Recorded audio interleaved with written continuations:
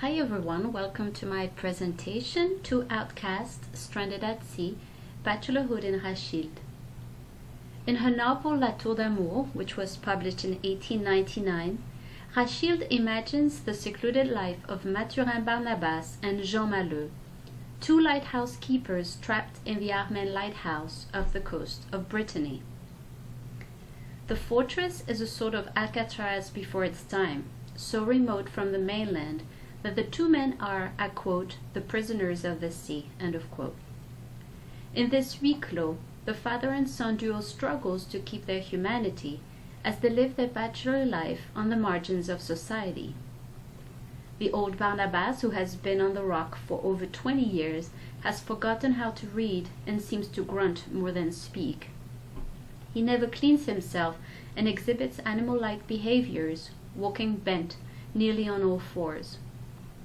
In the lighthouse, the two keepers experience not only a social death, but also a sexual death, as women remain mostly fantasized. I suggest that the two lighthouse keepers of Rachilde's story offer two alternatives to love with real women, both of which shed light on 19th century attitudes towards gender relations.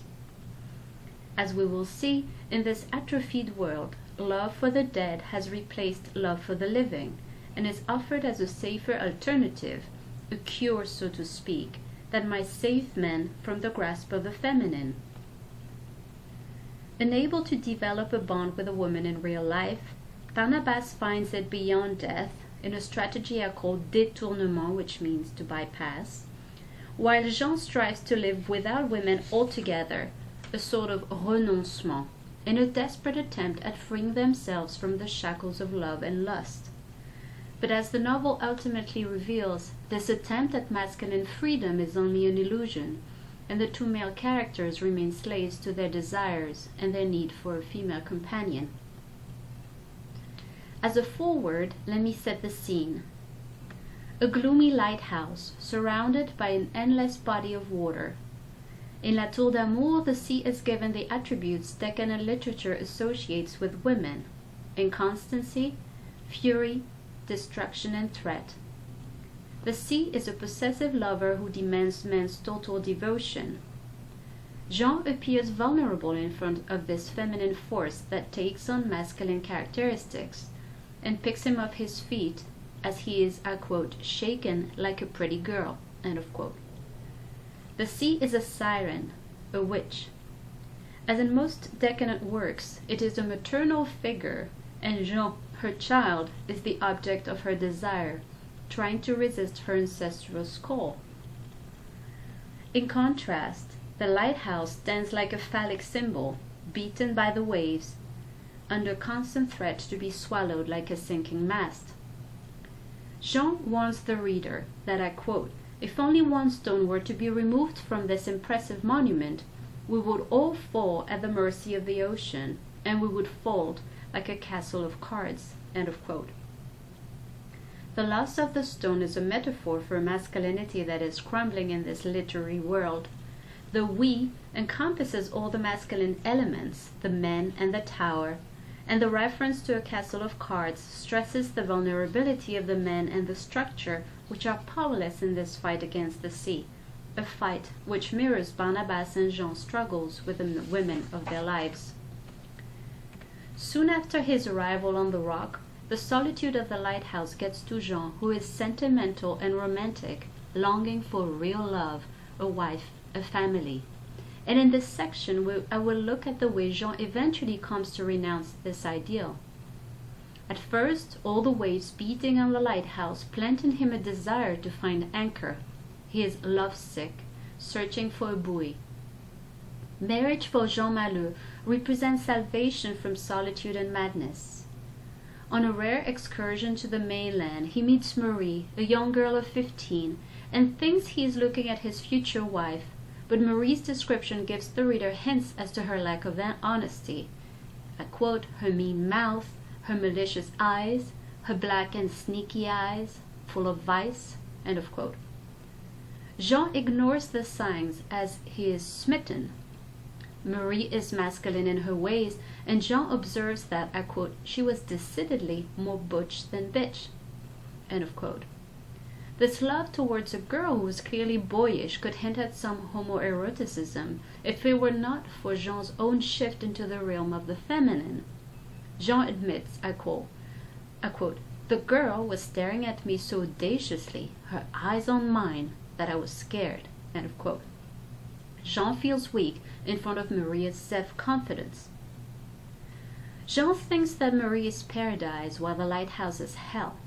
In the solitude of his room, he becomes haunted by visions of Marie emerging from the sea, I quote, "using the foam as a white shroud to cover her head."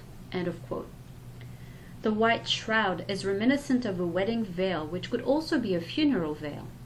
This vision is a vision of death and a warning that this love will be Jean's doom. This Venus of love is in fact a Venus of death.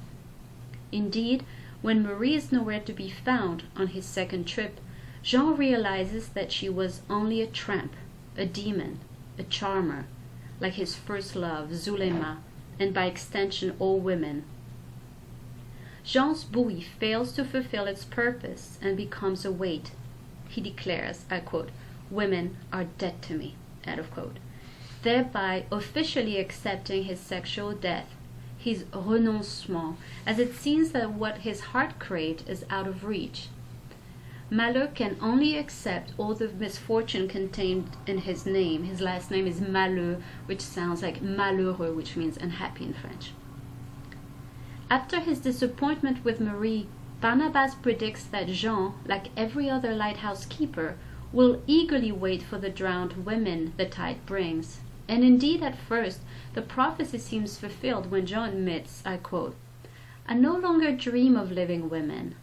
I would need creatures who are more passive, more forgiving, more above all the modesty of this world. I would also like to be able to throw them back at sea, to rid my flesh of them forever, never to meet them again." End of quote.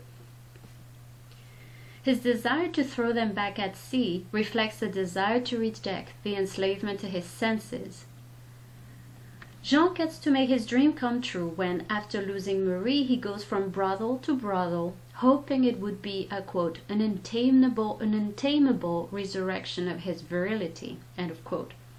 But he ends up being pinched, shoved, and ridiculed by the girls.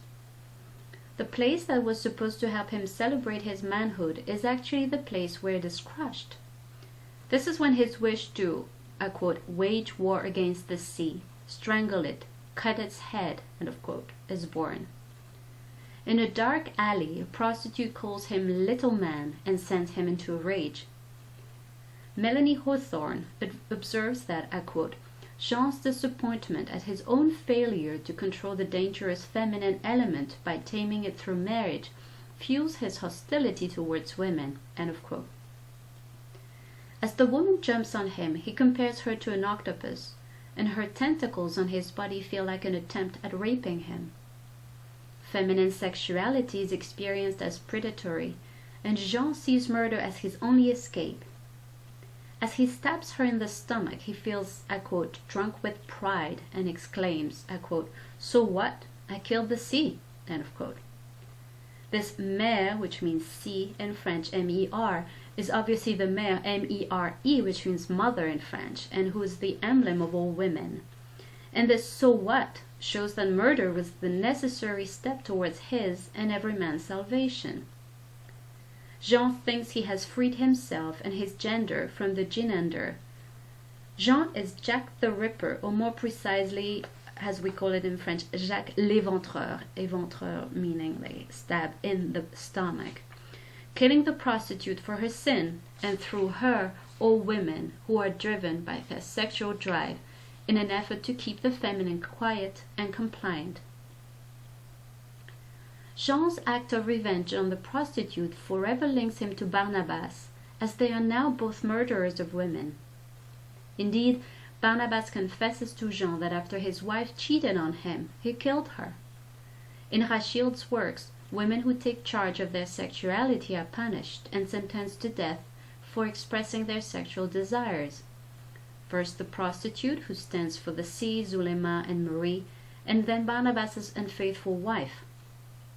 But Barnabas shows that killing the feminine is not enough to free oneself from the feminine grasp. In this section, I will examine Barnabas' strategy of détournement, bypassing, in order to show how love with dead female bodies is a way to reassure the old man that his virility is not threatened. Since there are no women in the lighthouse, except for the ones sort of birthed by the sea after shipwrecks, Mathurin Barnabas, who has spent the last 20 years of his life living a celibate life, has developed a weakness for drowned women. Alexis Epaulard, one of the first psychiatrists to associate necrophilia and vampirism, argues that necrophilia is comparable to cannibalism. The same way one might resort to cannibalism to survive in dire circumstances, one might resort to necrophilia when no other alternative is available. Barnabas is a sexual vampire constantly hovering over the sea after shipwrecks, a harpoon in his hand, a clear phallic symbol, waiting for female corpses to float by. When Barnabas reminisces his first encounter with a dead woman, he describes her as, I quote, dead for barely 2 days, not swollen, not rotten, a good woman, sweet, forgiving, end of quote. The woman is presented as beautiful, whole, as decomposition has not yet started. She embodies a sort of feminine ideal. Inanimate and silent, she is idealized and eroticized. She is perfect. For Barnabas, this love feels safe, and in this moment suspended in time between life and disintegration, the taboo of necrophilia is seemingly bypassed. What remains, however, is the reader's uneasiness in front of a woman who cannot resist the man's assault. Indeed, her passivity is stressed here, reinforcing her status as an object, while securing Barnabas' status as subject. Barnabas becomes a bricoleur who, like Pygmalion, transposes his sexual desires onto sterile bibelots that offer a perfect canvas onto which he feels he can safely project his masculine erotic fantasies. If in romantic fiction necrophilia is often a testament to a love that defies and negates death, decadent literature uses it to negate the feminine. Barnabas' desire to be rid of the fight for domination in a relationship leads him to dead women who cannot betray him. He confesses, reassured, I quote, "This one will never cheat on me," end of quote. Barnabas thrives in this necrophilic love because death seems to have put the woman in a position of eternal submission, a sort of sleep death as Bram Dijkstra defines it. In this alternate universe, Barnabas becomes, I quote, "the one who cures men of the love for women," end of quote. For Barnabas, healing oneself from women does not mean learning to live without them, like Jean. It rather means finding a way to avoid breathing ones, negotiating a compromise. Having examined the strategies of murder, renoncement, and détournement, we can now examine whether they have managed to save the lighthouse keepers from the feminine threat they were trying to avoid. Women reminisced in the lighthouse are unfaithful. Barnabas remembers his cheating wife, while Malo revels in the memory of Zulema, who gave herself to sailors, and then Marie, who abandons him to see if the grass is greener elsewhere. Both Barnabas and Jean choose to kill the unfaithful, as killing the prostitute is clearly a transfer of what Jean would like to do to Marie. Killing the feminine is therefore presented at first as a source of healing. And if killing is not enough, beheading might do it. Indeed, Barnabas severs the head of the first female body he finds and keeps it in a jar for, I quote, "my love dessert," end of quote. This head, a war trophy, reverses the myth of Salome, and this beheading symbolizes the punishment meant to impose on women. Without her body, the woman loses her diabolical power of seduction, but the head, a reminder of Medusa's, retains a lethal quality. As he is about to die, Barnabas asks Jean to throw the head at sea. When Jean comes back, Barnabas is dead, with a smile on his face. Jean observes, I quote, "he too was cured," end of quote. The scene shows that death is the only salvation from the shackles of love and lust. In necrophilia, Barnabas thought he had cured himself of his addiction, that he had broken free, yet his eyes, on which Rachilde insists throughout the novel, staring at the water, glaring with impatience after shipwrecks, show he remains under a feminine spell. The old man even wears a cap to which are attached long locks of female hair, mementos saved from drowned women, showing his obsession. Rachilde plays with the myth of Narcissus, as Barnabas strives to resemble the image he sees in the water, a feminine figure. Indeed, even though he is a 50-year-old sea dog, rough around the edges, he looks like, I quote, an old woman without teeth, end of quote. Rachilde also insists on Barnabas's feminine singing voice, like a siren whose song might be provoking shipwrecks. The ultimate destruction of the masculine in La Tour d'Amour seems to go through a process of feminization. I will conclude by observing that this desire for total destruction of the feminine never translates in Rachilde's story into homosexuality as a safer alternative. Barnabas and Maleux even struggle to establish a homosocial bond. Heterosexuality is hyper-emphasized, overstated, as a last attempt to try and assert a masculinity that is being challenged, threatened, and queered throughout the novel. But if loving the dead, like Barnabas, and renouncing women, like Jean, are offered as options to free our characters from what Schopenhauer calls the feminine trap, the reader realizes that these are just smoking mirrors, like murder was. Indeed, after Jean sees peace on Barnabas's face only after he passes on, he realizes that La Tour d'Amour offers no cure for love, except in death. Jean concludes, I quote, "I am crazy because I do not hope for anything anymore. I do not wait for anything anymore. Not even the beautiful drowned woman brought by the tide." End of quote. Even though Jean experiences erotic necrophilic dreams, he knows necrophilia is not the path to salvation, neither is celibacy. Rachilde's decadent masterpiece, La Tour d'Amour, is no romantic novel. It rather is a story of emotional loneliness, social and sexual death, and a place where men despairingly search for an alternative to women that have shattered their illusions. The lighthouse that was supposed to offer a guiding light to save people's lives failed at its task. The true shipwreck took place in the tower, not at sea. Thank you very much, everybody. Bye.